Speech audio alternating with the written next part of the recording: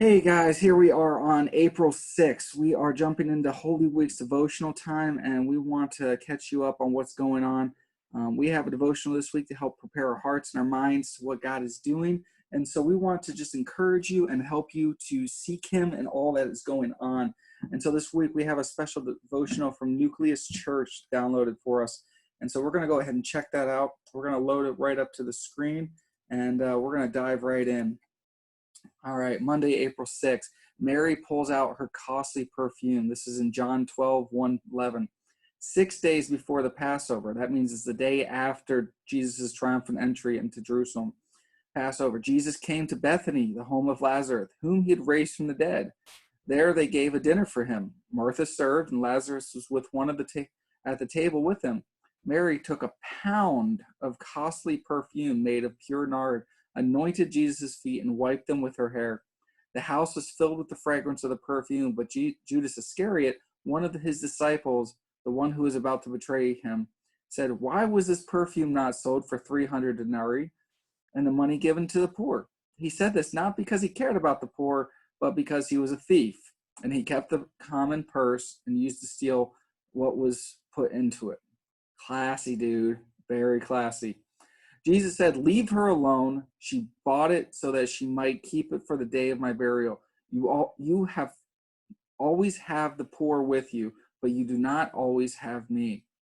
When the great crowd of Jews learned that he was there, they came not only because of Jesus, but also to see Lazarus, whom he has raised from the dead. So the chief priests planned to put Lazarus to death as well, since it was on account of him that many of the Jews were deserting and were believing in Jesus.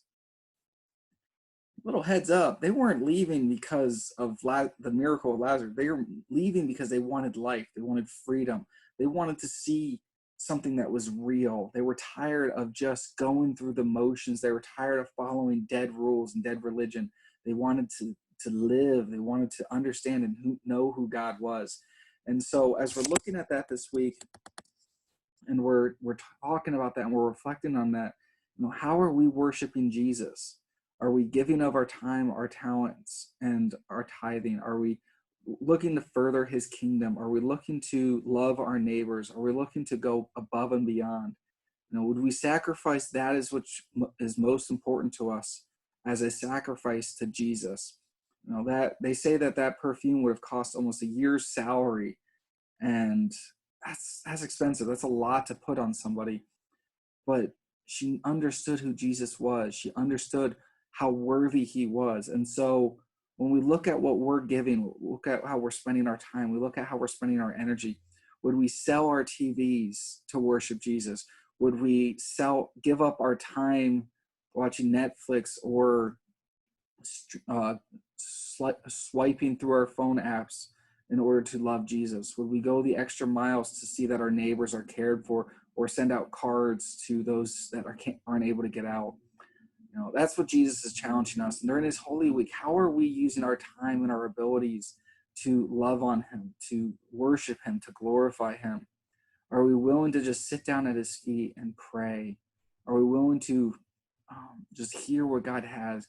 Are we willing to sit with our Bibles open and just meditate and ask God, speak to me through this story? Show me how I can love you like she did.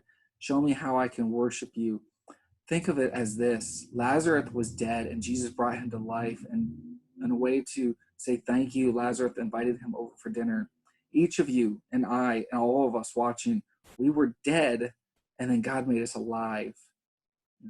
Jesus is just the first of those resurrected and new life. But Lazarus was brought back from the dead, just like Jesus brings us back from our own sin and our own sinful graves.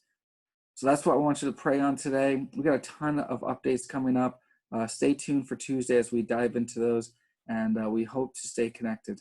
So as always, keep washing your hands, make good decisions, and put God first.